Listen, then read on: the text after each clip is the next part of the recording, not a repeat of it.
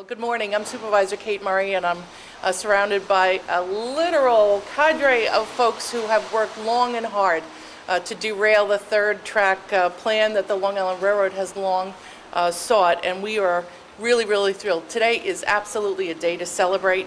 As you know, the MTA has excluded the Long Island Railroad Third Rail project, as I keep calling it, from its 2010 to 2014 capital improvement plan.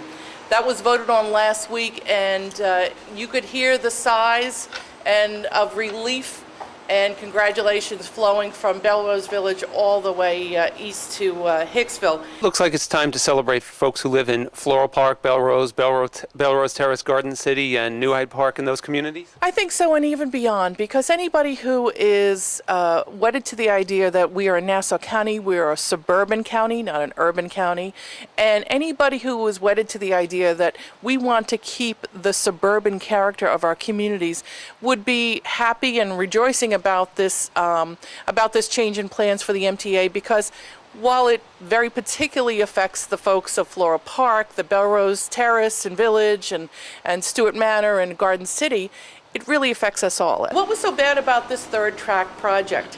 Well, the third track proposed for the Long Island's main line corridor would have really adversely affected suburbia, and particularly these communities. The trains would have been closer, much closer to our residential homes, businesses, schools, and parks. Our local suburban train stations, like this one, would have been transferred to real major rail hubs like Jamaica Station as a result of this increased car and train traffic. Our area businesses like Dalton's Funeral Home and others would have been irreparably harmed. Dangerous conditions like metal and debris that have jettisoned off the tracks into private property and onto our school property would be closer to our families, our students, our children on our local playgrounds.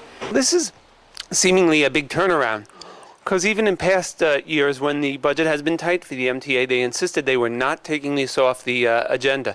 Would you say this was as a result of your efforts, the petition drives, the voice of community members? Oh, I think absolutely. We were very much a unified voice amongst those different communities. So many times, different communities have different issues, but this was a very coalescing point. This was a problem that everybody really took to heart in those communities that I've mentioned.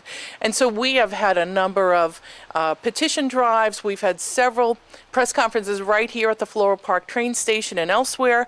We've worked with the superintendent of Floral Park schools. So we really have engaged a real cross-section of folks from the different communities, and they have been all very, very unified in their voice against this project. You know, we can't give up the fight. As I said before in the beginning of my remarks, this plan has been removed from the 2010 to 2014 capital plan. However, that doesn't mean it's out forever. We have not gotten that kind of a commitment. So while this is a major victory and a reason to celebrate, we must remember that the MTA will create another budget in 2015 to 2019. So we need to be prepared to keep the pressure up and to let them know that we will not stop opposing this terrible plan. And so today's a day to celebrate. Tomorrow we get back on the phones. What do you say, ladies and gentlemen? Thank you very much.